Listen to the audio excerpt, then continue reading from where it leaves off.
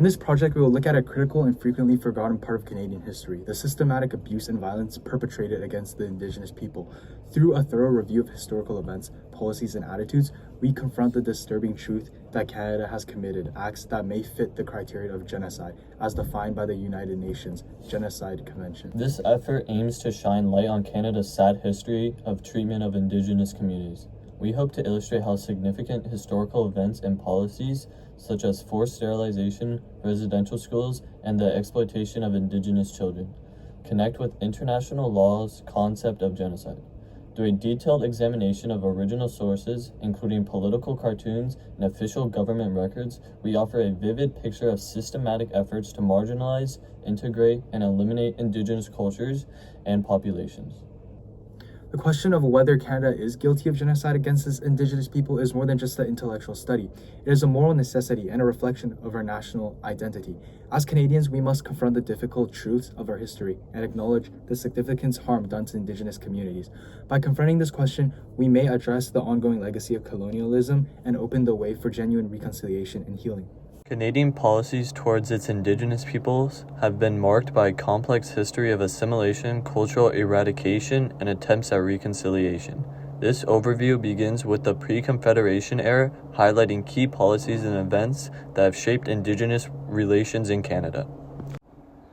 Before Confederation in 1867, Indigenous people in what is now Canada were subject to various colonial policies enacted by European powers, primarily Britain and France. These policies often sought to assert colonial control over Indigenous lands and resources while imposing European customs and governance structures. Then, throughout the 18th and 19th centuries, colonial governments negotiated treaties with Indigenous nations to acquire their lands and facilitate settlement. However, many of these treaties were negotiated under duress, with Indigenous peoples often facing threats or unequal bargaining power. This led to significant discrepancies between Indigenous understandings of the treaties and the interpretations of colonial authorities. Furthermore, in the late 19th and early 20th centuries, the Canadian government implemented the residential school system, which forcibly removed Indigenous children from their families and communities and placed them in church-run boarding schools. The stated aim of these schools was to assimilate Indigenous children into Euro-Canadian culture by eradicating their language, culture, and spiritual beliefs. The system was characterized by widespread abuse, neglect, and cultural genocide, resulting in trauma that continues to affect Indigenous communities today. Another part of history that was arguably very genocidal is in the mid-20th century, Indigenous women in Canada were subjected to forced and coerced sterilization as a part of government-sponsored eugenic programs.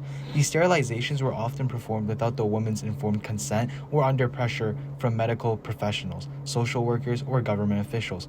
The practices was aimed at controlling Indigenous population growth and assimilating Indigenous people into mainstream Canadian society, while not explicitly recognizing as genocide under international law. Forced sterilization has been condemned as a form of cultural and reproductive violence. Along with the forced sterilization of women, throughout Canadian history, racist stereotypes and propaganda have been used to justify colonial expansion and the dispossession of Indigenous lands. Political cartoons such as the infamous MacDonald cartoon from 1885 depicted Indigenous peoples as primitive and inferior beings in need of civilizing by European settlers. These images reinforced colonial attitudes of superiority and contributed to the marginalization and dehumanization of Indigenous peoples, as we see in this picture. In decades, Canada has taken steps towards acknowledging and addressing the historical injustices faced by Indigenous peoples. This includes the establishment of Truth and Reconciliation Commission to investigate the legacy of residential schools, the issuing of formal apologies by the Canadian government, and efforts to negotiate land claims and self-governance agreements with Indigenous communities. While these efforts represent important strides towards reconciliation, many Indigenous peoples argue that more needs to be done to address ongoing systematic inequalities and injustices. Canadian policies towards its Indigenous peoples have been characterized by colonialism, assimilation, and attempts at reconciliation. While the legacy of historical injustices continues to impact Indigenous communities today, efforts to acknowledge past wrongs and promote reconciliation offer hope for a more equitable future. Now we are going to discuss on some of the reasons why people might think that Canada is guilty of genocide against its Indigenous people. The evidence concerning Canada's treatment of its Indigenous people, including forced sterilization, residential schools, and the exploitation of Indigenous children for nutritional experiments, is deeply alarming and suggests genocidal intent. So here's an argument that uses this evidence. So, forced sterilization of Indigenous women. The coerced sterilization of Indigenous women in Canada is a terrible violation of human rights and falls under the broad definition of genocide. While not officially recognized as genocide under international law, forced sterilization is a method of demographic manipulation used to limit the growth of Indigenous communities. This procedure, carried out without Indigenous women's informed permission, directly targeted their reproductive capacity and aimed to reduce the Indigenous population over time. The secrecy surrounding these sterilizations, which were frequently revealed only after women sought medical attention for infertility or reproductive disorders, emphasizes the international and insidious nature of these practices. Residential schools are cultural genocide as well, because the residential school system, which forcefully separated Indigenous children from their families and communities, was a crucial tool of cultural genocide in Canada. Residential schools attempted to assimilate Indigenous children into Euro-Canadian culture by cutting them off from their cultural history, language, and spiritual particles.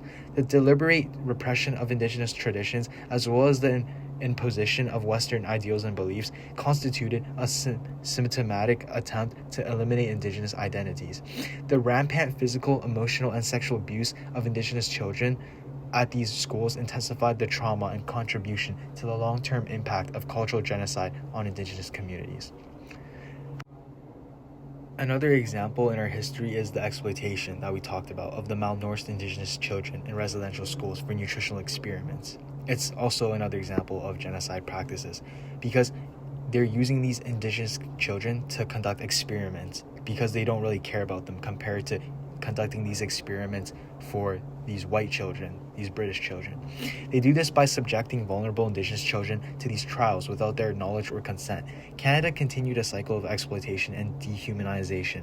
This exploitation violated not only just Indigenous children's inherent dignity and rights, but also demonstrated a larger disdain for Indigenous peoples' well-being and sovereignty.